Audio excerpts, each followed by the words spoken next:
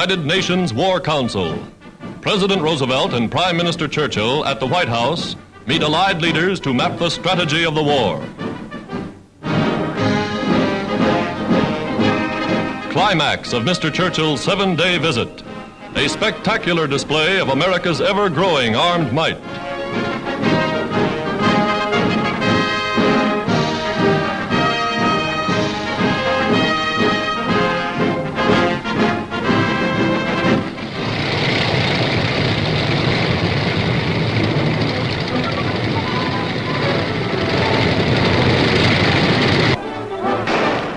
Today, with invasion by air the most feared assault, Mr. Churchill evinces keen interest in the paratroopers and their equipment. These are men trained to fight a modern war. Listening in by two-way portable radio, he hears paratroop commanders aloft give their orders to bail out. Diving into space, mushrooming down in a demonstration of attack by vertical assault. Not scores, but hundreds of sky soldiers launching a mass attack.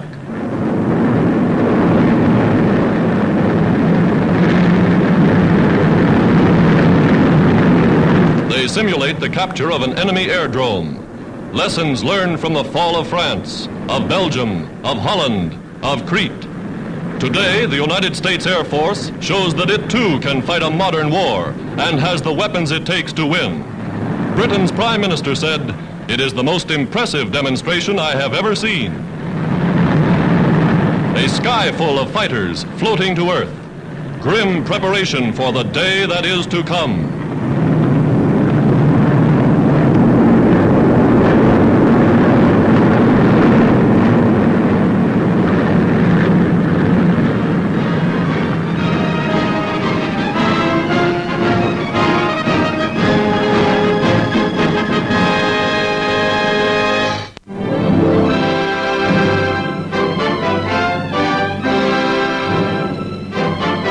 Aboard the Portuguese liner Serpa Pinto, the war's youngest refugees arrive in America to begin life anew.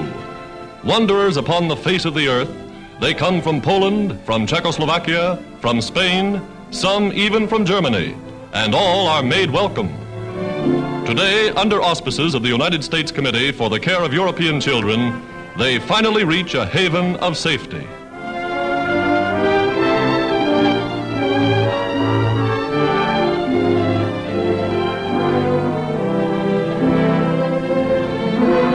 The Red Cross meets hungry stomachs with food and fresh milk, a language that any child understands.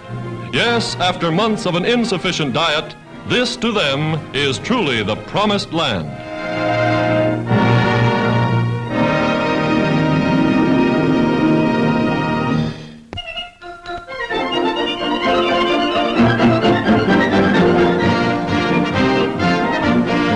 A fighting father welcomes home his 7 fighting sons, 6 of whom served aboard the ill-fated carrier Lexington. When their country was attacked, they all joined the Navy. This is their first furlough back in their home port.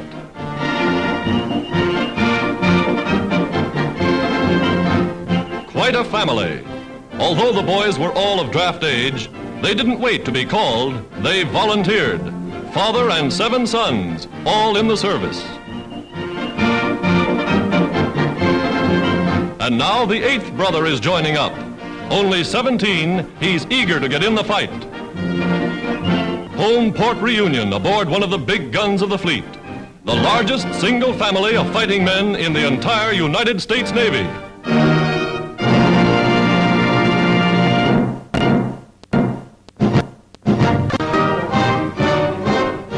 Physical exercise is an important phase in the training of U.S. aerial gunners.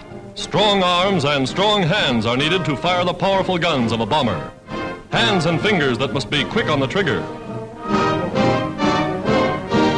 Blindfolded, they learn to take apart and reassemble each weapon.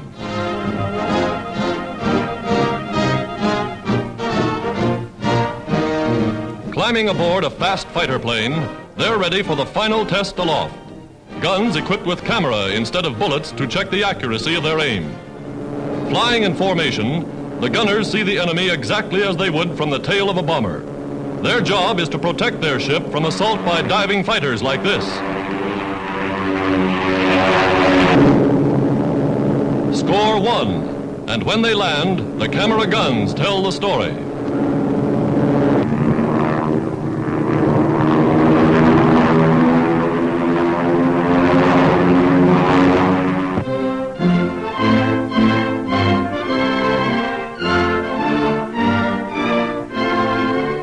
King Peter, boy ruler of Yugoslavia, meets President Roosevelt for the first time. Only 19, the young king comes to seek aid for Yugoslav guerrillas waging war against the Axis. He meets the president's cabinet and also for the first time faces a barrage of American newspapermen. A king without a country, but communiques from the Balkans say his guerrilla troops are keeping busy many German divisions. King Peter's Yugoslavia is still very much in the fight.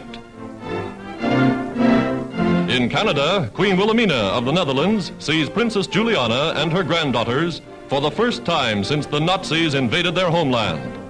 For the 62-year-old Queen, the transatlantic crossing was her first, and incidentally, her first time in a plane. A queen for more than 50 years, Wilhelmina ruled an empire of 75 million subjects. Now she lives for the day the House of Orange will rise again.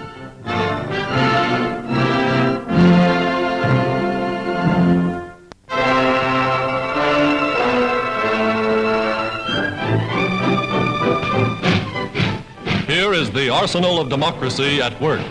One plant among thousands dotted across the vast United States. Plants that build tanks like these, huge lumbering juggernauts, in numbers that stagger the imagination. 6 months ago, President Roosevelt called for 120,000 tanks, tanks of all sizes. And overnight, the automobile industry of America transformed its plants, reshaped its tools, to become the greatest tank arsenal the world has ever known. An industry geared to produce the 32 million automobiles on which America rides, now engaged solely in the task of turning out tanks and more tanks. This is mass production, as only American engineers know how. Here are figures of yesterday's newspapers, realities today.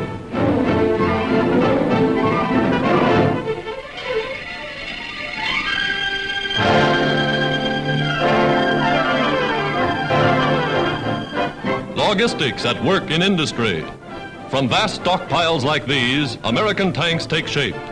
Each stockpile assembled in such a way that scores of sub-assemblies reach their proper place, each at the proper time. Steel, rubber, aluminum, tin, forgings, moldings, castings, 30,000 parts to build one engine of destruction.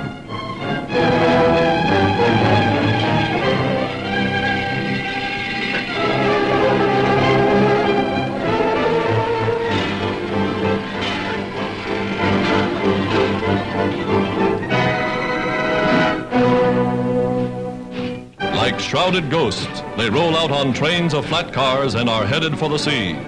Some to the Atlantic, some to the Pacific, bound for Africa, for Asia, bound for the battlefields of Europe. Reinforcements for the armies of the United Nations. At unnamed ports, unnamed ships take aboard their cargoes of death. This too is a part of the job, and America is seeing it through.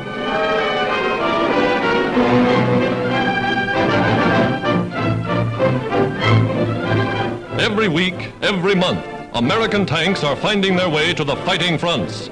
Wherever they're needed, there they will go. This is total war, and this is America's answer.